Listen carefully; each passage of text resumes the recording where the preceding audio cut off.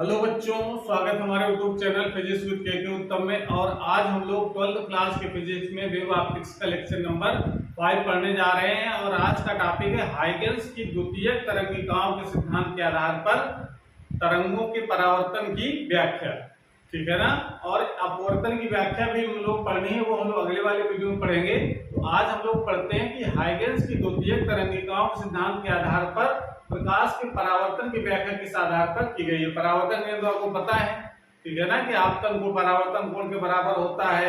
आपतित किरण, परावर्तित किरण तथा अभिलंब तीनों एक ही तल पर होते हैं। ये दो नियम है परावर्तन के। इसको आज हम हाइगन्स की द्वितीयक तरंगिकाओं के सिद्धांत के आधार पर प्रूव करेंगे। तो कैसे प्रूव किया जाएगा, क्या उसकी भाषा लिखेंगे एग्जाम में, जो एग्जाम में इससे बहुत इंपॉर्टेंट है, इसको तैयार कर लेना है। भाषा सहित हमने नोट्स भी बनवा दिए हैं उसके, उसको समझना है। थ्योरेटिकल थोड़ा टॉपिक है, मैथमेटिकल पार्ट बहुत कम है इसमें।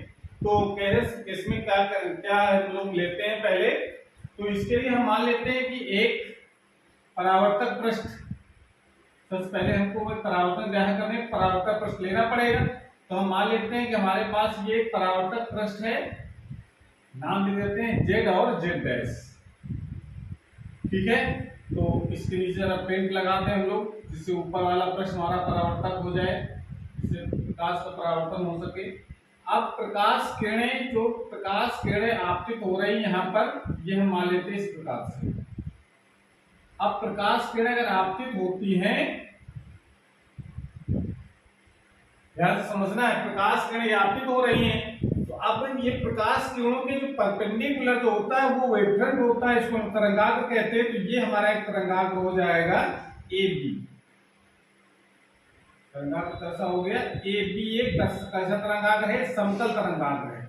ये हमारी है आपतित किरणें, ठीक है ना। आपतित किरणें के हमेशा किरणों के परपेंडिकुलर ही तरंगाग्र होता है। ये पॉइंट हम पहले पढ़ा चुके हैं, जब एक तंत्र में पढ़ाया है कि जो तरंगाग्र होता है वो हमेशा जो किरणें होती है उसके परपेंडिकुलर होता है। तरंग जिस दिशा में चलती है उसके लंबवत तरंगाग्र होता है। तो ये हमने AB एक समतल तरंगाग्र ले लिया, जो एक Z डैश पर आपतित होता है। कैसा आपतित होता है, तिरछा, यानी ये प्लेन है और ये तिरछा ऐसे आपतित होता है, ये प्लेन, ठीक है ना। रेज हमारी आ रही है ऐसे, क्लियर हो रहा है। तो हमने इसमें तो क्या लिखेंगे हम लोग कि माना एक Z डैश एक परावर्तक पृष्ठ है, जिस पर एक समतल तरंगाग्र AB जो एकदम प्लेन वेवफ्रंट है, ये तिरछा आपतित होता है।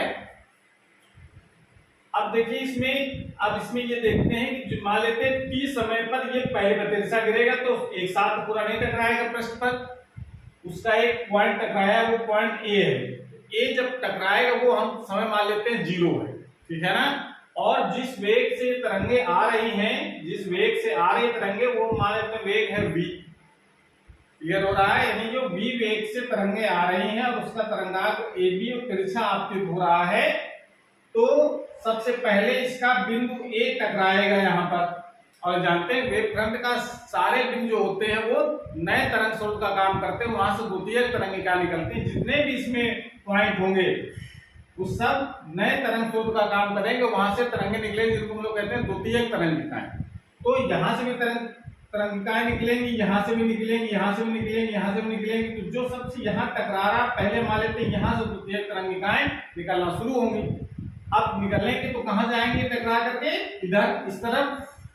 और ये अभी यहाँ तो टकराया नहीं, तो इसका मतलब ये तरंगे सीधे जाएंगी, तरंगिकाएं सीधे जा रहे हैं इसमें, यानी कह सकते हैं आप इन तरंगों को सीधे चलने दीजिए। और ये हम मान लेते हैं अभी ये बिंदु B को इस परावर्तक पृष्ठ A डैश तक पहुंचने में T समय लगता है। ये पॉइंट हमारा क्या है, T बराबर 0 समय। T बराबर 0 समय पहले A टकराया, वहां से द्वितीयक तरंगिकाएं निकलना शुरू होंगी सबसे पहले। लेकिन बिंदु B अभी टकराया नहीं है, अभी इसकी रेस सीधे आएगी। तो मान लेते हैं B को A डैश तक पहुंचने में T समय लगता है, ठीक है ना। उसके थोड़ा सा कम समय लगेगा इसके पहले वाले पॉइंट टकराने में, उससे कम। सबसे पहले तो A बिंदु टकराएगा, तो यहाँ से द्वितीयक तरंगिकाएं निकलेंगी, जो दूसरे माध्यम में उसी माध्यम में परावर्तन पड़ रहा है ना, तो उसी माध्यम में ये चलेंगी। तो मान लेते हैं ये तरंगे टकरा करके इस तरफ भाई तरंगे, भाई ये पॉइंट सोर्स का काम करेगा तो ऐसे ऐसे तरंगे चलेंगे आगे। वैसे देखो ये अगर पॉइंट सोर्स होता है तो द्वितीयक तरंगे ऐसे चलती हैं, समझ में आ रहा है ना। तो ऐसे चलती जाएंगी तो ये इसका जो तरंगे हैं वो हमेशा इसके परपेंडिकुलर चलेंगी इस दिशा में। तो ये तरंगे इस दिशा में चल रही हैं, ठीक है ना। द्वितीयक तरंगिकाएं तो जो सेकेंडरी वेवलेट होते हैं वो तो इस तरीके से चलेंगे, लेकिन जिसकी रेंज होगी वो हम इस तरीके से दिखाएंगे। तो मान लेते हैं वो इधर तरफ चलना शुरू कर रही है, इस तरफ चलना शुरू कर रही है। जैसे जैसे तरंगा आगे बढ़ता जाएगा इसके बिंदु यहाँ से टकराते जाएंगे, और हाइगेंस की एक परिकल्पना है कि जब टकराएगा तो वहां से द्वितीयक तरंगिकाएं निकलेंगी और वो उसी माध्यम में उसी वेग से चलेंगे। माध्यम चेंज होगा तभी वेलोसिटी चेंज होती है। तो उसी माध्यम में वो जिस वेग से चल रही थी पहले तरंगे उसी वेग से द्वितीय तरंगिकाएं भी चलेंगी। तो हमने पहले से वेग क्या मान रखा है v, और टकराने के बाद जो द्वितीय तरंग निकलेंगी वो भी वेग से चलेंगी, तो इस दिशा में चलना शुरू कर देती हैं, ठीक है ना। तो ये भाषा हमने देखो यहाँ से लिख रखी है पहले से, आपको समझ लेना है। माना z एक परावर्तक पृष्ठ है जिस पर एक समतल तरंगाग्र AB तिरछा आपतित होता है। तरंगाग्र की चाल भी हमने मान रखी है। समय t, ठीक है, माना t बराबर 0 समय पर तरंगाग्र पृष्ठ z को बिंदु A पर स्पर्श करता है। सबसे पहले यहाँ से टकराएगा, जैसे जैसे तरंग आगे बढ़ता जाता है वो पृष्ठ z के A व A' के बीच के बिंदुओं से टकराता जाता है। इसे जैसे जैसे बढ़ेगा यहाँ से टकराता जाएगा। और हाइगेंस का जो परिकल्पना है वो ये है कि हाइगेंस के अनुसार इन सभी बिंदुओं से जो बिंदु टकरा रहे हैं इस पृष्ठ से, वहां से द्वितीयक तरंगिकाएं निकलने लगती है जो v वेग से आगे बढ़ेंगी। चाल जो पहले थी वही की चाल नहीं, जो माध्यम चेंज नहीं हुआ है। माना तरंगाग्र के बिंदु A को बिंदु B हमारा ये है, A' तक पहुंचने में t समय लगता है। ये बात यहाँ तो t बराबर 0 समय टकरा दिया, यहाँ पर समय कितना लगा उसको पहुंचने में, t बराबर t समय इसको लगता है। तो समय जो वेग हमने माना है v है, तो ये vt जो ba' कितने डिस्टेंस होगी, ये हम लोग चाल बराबर दूरी बटे समय वाला सूत्र लगा सकते हैं। चाल बराबर दूरी बटे समय सूत्र हम जानते हैं, चाल बराबर दूरी बटे समय। तो कितनी दूरी हो जाएगी, वेलोसिटी हमको पता है b से a' तक वेलोसिटी कितनी है v, समय लगता है t, तो दूरी कितनी हो जाएगी, इसको दूरी हम लोग लिख सकते हैं चाल गुणित समय, ये आ जाएगा। तो यही हमने यहाँ पर लिखा है कि माना तरंगाग्र को बिंदु B को A' तक पहुंचने में t समय लगता है, तो ba' का जो मान होगा, ba' का जो मान होगा वो b इंटू t के बराबर होगा, ठीक है ना। जितना समय उसको B से A' तक लगता है वो हमने समय कितना मान रखा है t, उतने ही समय चेंज नहीं होगा। जितना समय B से A' तक लगा है उतने समय बाद अगर हमको नया तरंगाग्र बनाना है तो कैसे ड्रा किया जाएगा। तो उसके लिए हम क्या करेंगे कि जो कोई यहाँ सबसे पहले द्वितीय तरंगा यहाँ से निकलना शुरू होंगी, ठीक है ना, और वो v वेग से चलेंगे इस दिशा में, समझ में आ रहा है। जो v दिशा में इस दिशा में चलेंगी तो t समय बाद कितनी दूरी ट्रेवल कर लेंगी, कितनी दूरी ट्रेवल कर लेंगी, ये कितनी दूरी तय कर लेंगी वो। तो समय t, समय उतना ही ले रहे हैं जो b से a' तक का है, वेलोसिटी भी वही है जो b से a' तक की है। तो a से b' तक मान लेते यहाँ तक पहुंच जाती हूँ, वेलोसिटी दोनों की सेम, भाई यहाँ से यहाँ तक आने का समय और वेलोसिटी दोनों की सेम, a से b' तक जाने की वेलोसिटी और समय सेम, तो डिस्टेंस भी दोनों की सेम हो जाएगी। तो दूरी क्या लिख सकते हैं, इतने ही समय t में द्वितीयक तरंगिकाएं बिंदु A से निकल करके b' तक पहुंचती हैं। भाई सब द्वितीयक तरंगिका तो हर पॉइंट से निकल रही है, जैसे जैसे टकराएगा यहाँ से यहाँ तक पहुंच जाएंगे, दूसरी यहाँ, भाई ये दोनों एक साथ, यहाँ से जो बिंदु पहले टकराएगा वहां से पहले द्वितीय तरंग चलेंगी, उसके बाद जब ये बिंदु टकराएगा तो यहाँ से चलेंगी, यहाँ ये वाला बिंदु टकराएगा तो इधर चलेंगी। यानी कह सकते हैं कि t समय में जितनी भी द्वितीय तरंगिकाएं इस पृष्ठ से चलेंगी सब a' और b' के बीच में ही पहुंचेंगे, यानी आप कह सकते हैं सिंपली इसको अगर ड्रा करते हैं हम तो यहां तक टकराएंगे वो। समझ आ रहा है? इस प्रकार से इसको हम ड्रा करेंगे। अभी समझ नहीं आया? चलिए इसको नोट कर लो, फिर बताते हैं। इसको ड्रा करने का तरीका हम बताते हैं फिर। चलिए इसको नोट कर लीजिए पहले यहां तक। ये तो क्लियर हो गया कि बी ए डैश और ए बी डैश ये दोनों सेम होंगे, क्योंकि दोनों के वेलोसिटी और दोनों का समय सेम है, और दूरी निकालना है तो चार दूरी बराबर होता है 4 गुणित समय, तो उसके आधार पर हम ये निकाल सकते हैं। ठीक है ना? तो ये तो क्लियर हो गया, इसको नोट कर लो पहले।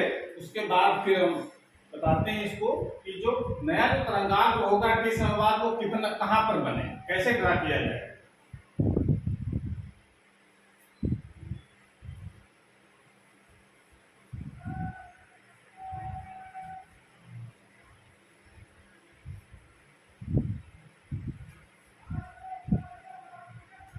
तो उसको हम लोग क्या करें,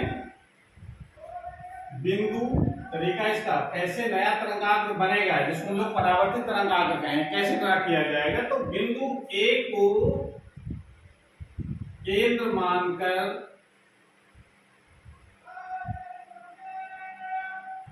मानकर बी ए डैश त्रिज्या का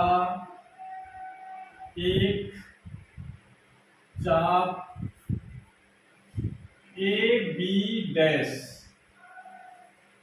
लगाते हैं तथा इस चाप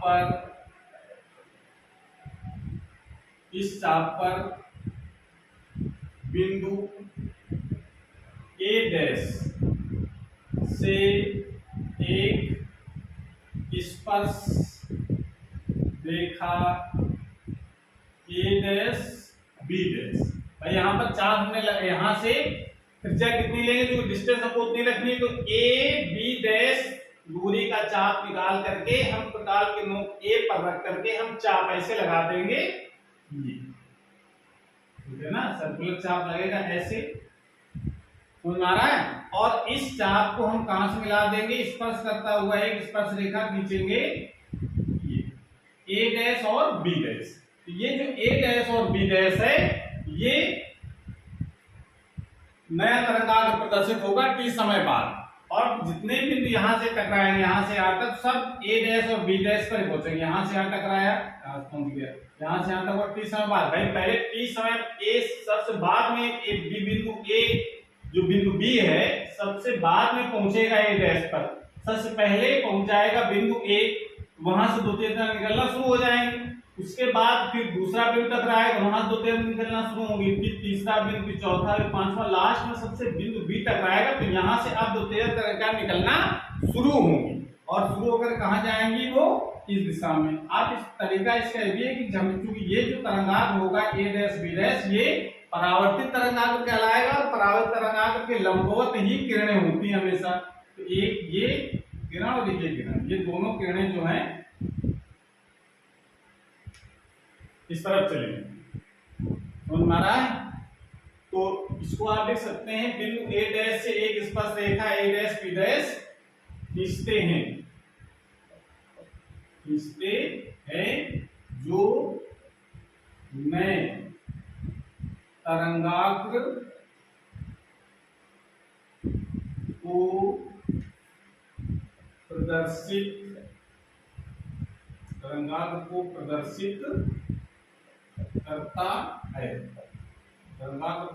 करता है, जिसे लोग क्या कह सकते हैं, जिसे परावर्तित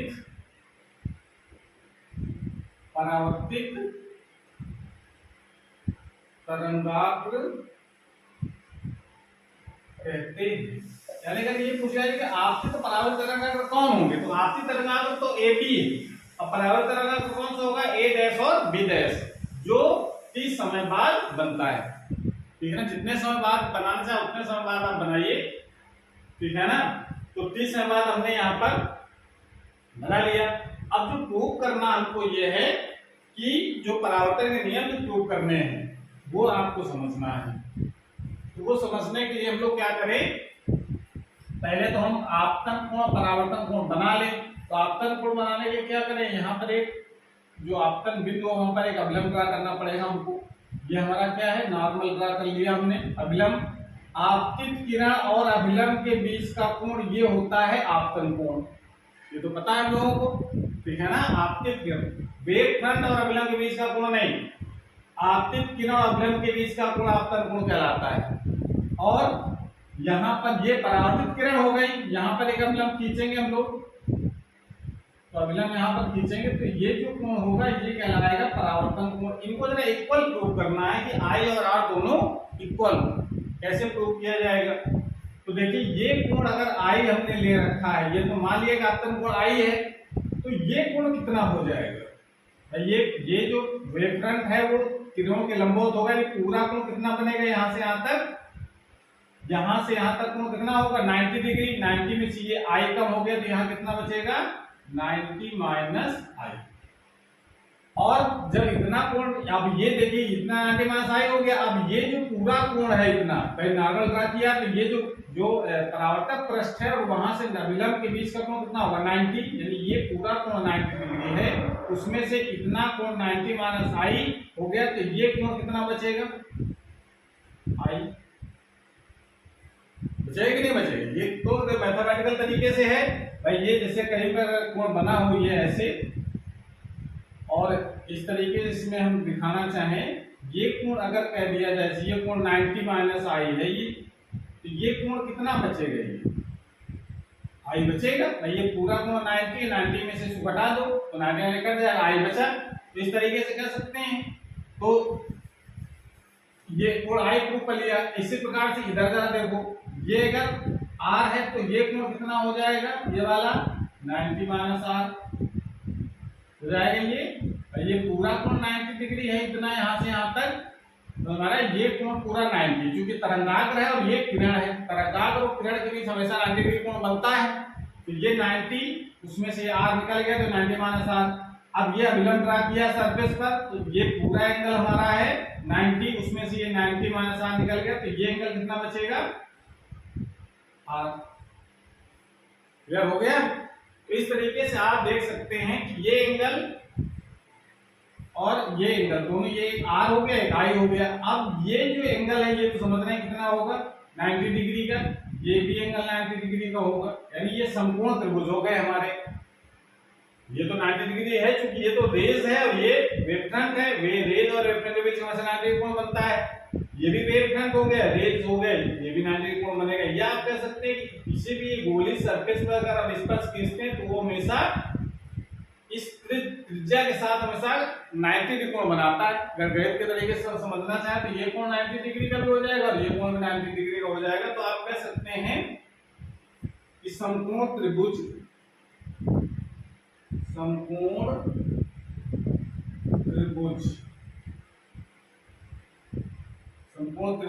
ए बी ए डैश से क्या लिख सकते हैं, समकोण त्रिभुज ए बी ए डैश,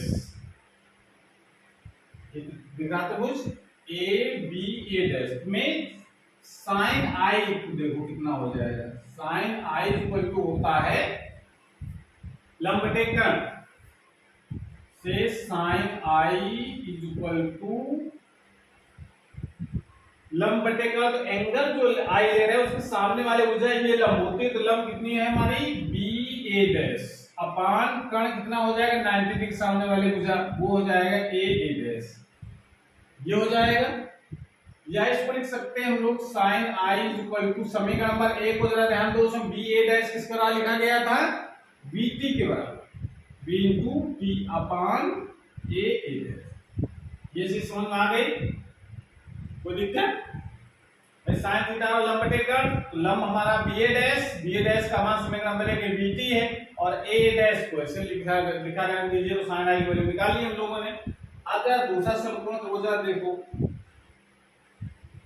जो दूसरा समकोण त्रिभुज है, त्रिभुज कौन सा लेंगे हम लोग, दूसरा A B dash A dash, A B dash A dash से यहां से साइन आर की वैल्यू जरा निकालो, साइन आर कितना हो जाएगा, तो साइन आर इसमें भी लंब बटे काट लगाएंगे तो लंब कौन सा होगा, ए बी डैश बटे ए डैश। ये तो दोनों में कॉमन रहेगा, ए डैश दोनों त्रिभुज में। ए बी डैश ये समीकरण नंबर 2 में देखा था किसके बराबर है, बी इंटू टी के बराबर है अपान ए डैश। ये हो जाएगा, इसको नोट कर लो जरा यहां तक। इस दो त्रिभुज बहुत सिंपल है, मैथमेटिकल पार्ट बहुत सिंपल, केवल चित्र को आपको समझना है, ठीक है ना। स्टेप बाय स्टेप आपको लाइन ड्रा करनी है, तभी आप इस लाइन नोट कर लीजिए, उसके बाद फिर आगे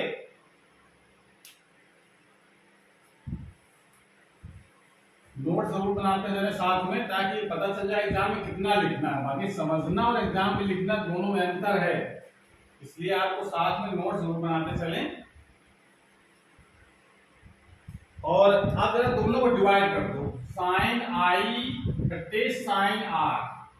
अगर ये कर दिया जाए, दोनों जो समीकरण है साइन आई और साइन आर के, इनको डिवाइड कर दें, तो डिवाइड करने से देखो ए डैश कट जाएगा, टी से टी कट जाएगा और बी से भी कट जाएगा। यानी सिंपली कर सकते हैं आप, इसको चारों वैल्यू दिखा सकते हैं आप, बी टी अपान ए डैश, और इसको जब डिवाइड करेंगे तो यहां से आ जाएगा A dash upon B T से बी टी कट जाएगा, ए डैश कट जाएगा, sine I upon sine R equal to आ जाएगा 1, ठीक है। या लिख सकते हैं sine I equal to sine R, या इसको लिख सकते हैं आई इक्वल टू आर, यानी दोनों एंगल इक्वल हो गए, एंगल ऑफ इंसिडेंट यानी आपतन कोण और एंगल ऑफ रिफ्लेक्शन यानी परावर्तन कोण, ये दोनों कैसे हो जाएंगे, इक्वल। कह सकते हैं कि आपतन पाई के औसत कोण है आपतन कोण बराबर परावर्तन कोण। ये यही तो परावर्तन का नियम है हमारा पहला, आपतन कोण परावर्तन कोण के बराबर होता है, ठीक है ना। तो क्या लिख सकते हैं हम लोग, इस प्रकार क्या प्रूव कर लिया हम लोगों ने, इस प्रकार नंबर 1 पहला नियम क्या होता है, आपतन कोण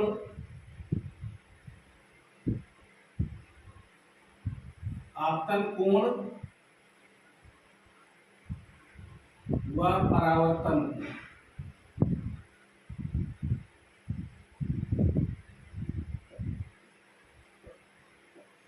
बराबर, आपतन कोण परावर्तन कोण बराबर है, ये प्रूव कर लिया। दूसरा, अब देखो ये जितनी भी लाइन ड्रा की है हमने, ये प्लेन हो गया, ठीक है ना, जो परावर्तक पृष्ठ इसको ले रहे हैं, और ये इस पर प्लेन, तो ये प्लेन हमारा कैसा इस बोर्ड के परपेंडिकुलर है, प्लेन ऐसे हो गया। अब ये जो रेज गिर रही है सब ये इस बोर्ड के पैरेलल हैं, और ये जो प्लेन हमारा है वो कैसा है, बोर्ड के परपेंडिकुलर। तो इसका मतलब जितनी भी रेज हैं, ये नॉर्मल ड्रा किया वो भी इस बोर्ड पर है, ये जो रेज है, ये जो वेव फ्रंट है, ये सब इस बोर्ड के प्लेन पर हैं। तो कह सकते हैं कि आपतित किरण, परावर्तित किरण तथा अभिलंब तीनों एक ही तल पर है। कौन सा तल, इस बोर्ड के तल पर है, ठीक है ना। तो ये तुम्हारा तीसरा नियम है कि चित्र से स्पष्ट है कि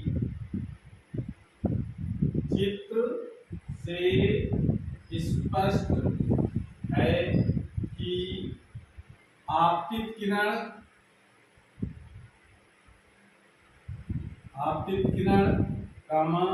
परावर्तित किरण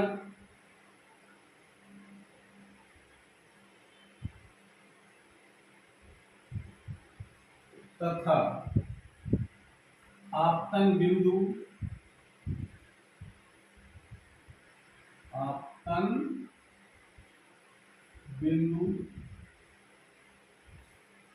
पर अभिलंब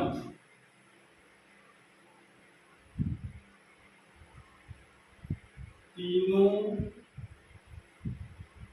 एक ही तल कौन सा होगा, इस बोर्ड का जो तल है, ठीक है ना, एक ही तल में है। तो इसका यही प्रूव करना था हमको, आपतन को परावर्तन को बराबर होता है, और आपतित किरण परावर्तित किरण तथा आपतन बिंदु पर अभिलंब तीनों एक ही तल में है। तो इस प्रकार से ये ग्रुप के लिए अवलंबन। देखिए एक चीज और इसमें है, नोट कर लीजिए, थ्योरेटिकल थोड़ा सा ज्यादा है इसमें है, आपको ये डे डायग्राम बनाने की प्रैक्टिस करनी है।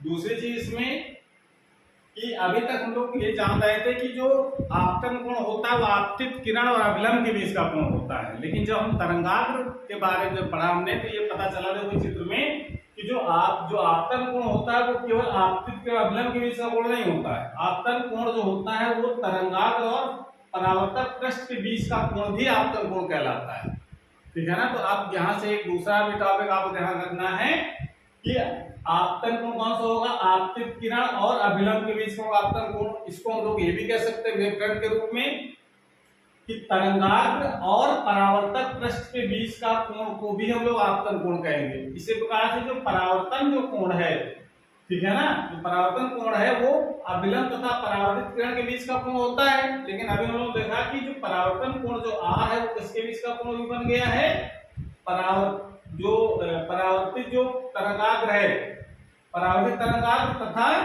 परावर्तक पृष्ठ के बीच का कोण, ये भी इसको भी हम लोग परावर्तन कोण कहेंगे, ठीक है ना। तो ये कॉन्सेप्ट ध्यान रखना है कि अगर तरंगाग्र अगर कहीं दे रखा है तो तरंगाग्र और परावर्तक पृष्ठ के जो बीच का कोण होता है उसको हम लोग आपतन कोण, और परावर्तित तरंगाग्र और परावर्तक पृष्ठ के बीच का कोण होता है उसको हम लोग कहते हैं परावर्तन कोण। तो ये भी चीज को दिमाग में रखते हुए ये आपको तैयार कर लेना बहुत इंपॉर्टेंट है, इसको नोट कर लीजिए। अगर ये वीडियो अच्छा लगा हो तो उसको लाइक जरूर करें, अपने दोस्तों को शेयर करें, और अगर चैनल पहली बार देख रहे हैं चैनल को सब्सक्राइब करें, जिससे जो नए वीडियो अपलोड हो उसकी नोटिफिकेशन आपके पास सबसे पहले पहुंच जाए। पढ़ाई करते रहिए। Thank you.